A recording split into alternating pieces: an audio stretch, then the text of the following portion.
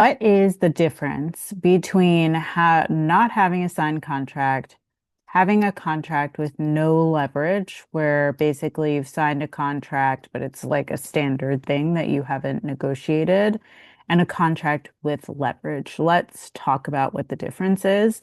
I think it's helpful to look at it. So in this first situation, let's say you don't have a signed contract, it's like a handshake agreement. You've agreed via email, phone, Teams, Slack, an unsigned scope of work, what have you. What are your enforcement rights if something goes wrong? So let's say your client doesn't pay or they're asking you to do extra work or what have you. Like, what can you do? When you don't have a signed contract, your options become extremely limited. If they want you to do extra work, you can be like, hey, that's not what we talked about. Right?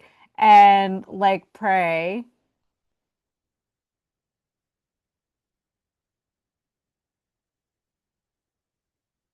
they agree. Like, oh yeah, you're right. Like, do you want to charge extra for that? But like, it's all on you to hold that boundary. There's nothing backing you up. If they don't pay, then you can obviously like send some reminders. When they don't respond to those, you can pick up the phone and say, "Hey, what's going on? Where's my money?" If they don't respond to that or they tell you they're not going to honor the agreement, then your options become, all right, well, I'm going to hire a lawyer and I'm going to send you a demand letter. That can take time, which affects your cash flow, and it obviously costs money. If it's enough money and they don't respond to the demand letter, you can always try to sue them. But in this case, where there's no signed contract, just know that there's going to be extra cost and work to actually prove that you have a contract. So that's another hurdle. And then the last thing you can do is obviously resort to public shaming. Now, this has been effective. I've seen it be effective for both consultants and freelancers. The only thing to consider here is that potentially you want to be thinking about what this does for your own public reputation if other potential clients are seeing you call out a company for not paying you.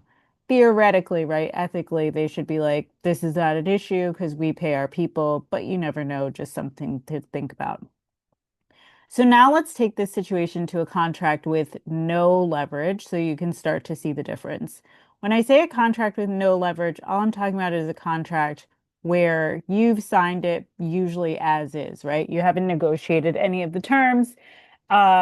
You've basically just edited the services and deliverables that you'll provide, what they're going to pay you, and maybe you've said when payment is going to be due, like net 30, and then it's got all that other standard contract stuff in there, like intellectual property, confidentiality clause, indemnification, termination, but like you didn't bother with that. You're just signing, you're making the services and deliverables what it is, you're setting the pay what it is, and then you're signing. Okay. So when you've got enforcement rights here, then let's talk about the two situations, right? They're asking for extra work. You can say, that's not what we talked about, and that's not what's in the contract. Okay, helpful because now you've got this contract that's got these services and deliverables you are going to provide. And you can say, like, hey, I don't think this is part of the services and deliverables. You're still in a situation potentially where it might be hard to hold that boundary because don't have a contract that says, like, this is what happens if you need additional work and how we're going to handle it and how you're going to pay me for that. I digress. That's in part three. Okay. Um, but it's there. You do have a little something more to lean on than you did in this situation, right? Now, with non-payment, if they don't pay you, you may think, oh, well, I've got a contract, like everything is set, like I don't have any issues. But actually, for a contract that doesn't have any leverage, again, one where you've just changed out the services and deliverables, said the price and signed, it's going to look a lot like not having a contract. even though you've technically done everything right that they say to do online, you've gotten something in writing, it's signed, all that jazz. For non-payment, you're going to pretty much have the same process. You're going to send them some reminders. If they don't respond to those, you're going to pick up the phone. If they don't respond to those, and if it's enough money, you're going to send them a demand letter.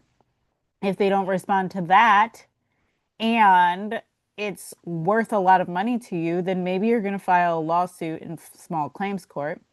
And then if you, or in lieu of the lawsuit, maybe you're going to resort to public shaming to get them to pay you. But I just want you to see that, like in the no signed contract and the signed contract with no leverage situation, the escalation for non-payment is very similar, and we do not talk about this enough. And so this is why I want to get to the third part, which is what a contract with leverage can open up for you in terms of a variety of enforcement rights, and why I talk about the importance of negotiating contracts constantly. Okay, so let's look at it. Let's say you've got a contract with leverage, you've either figured it out or you've worked with yours truly to create contracts with leverage. What happens when there's extra work? Well, you can remind them that's not what we talked about, and that's not in the what's in the contract. Okay. Plus, you can point them to contract terms that say how we handle and pay for extra work and or time delays. Hello, hello, hello, hello. It's right there in the contract.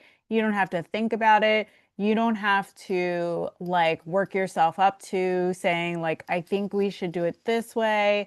I'm going to try, like, you don't have to work up your confidence to be like, I'm going to charge you this much extra for this much extra work and feel nervous that they're going to say no or that you're going to blow up the whole project. It's all right there in the contract. You can actually create terms in a contract with leverage that says, like, when you ask for extra work, here's how we're going to handle it. It's going to cost this much money, or I'm going to scope out, make you a new proposal that tells you how much money it's going to cost. Then we're going to sign that change order and we're going to move forward, blah, blah, blah, blah. You can create a whole process so this becomes easy and you're not working for free. Then when we get to non-payment, things get really fun, okay?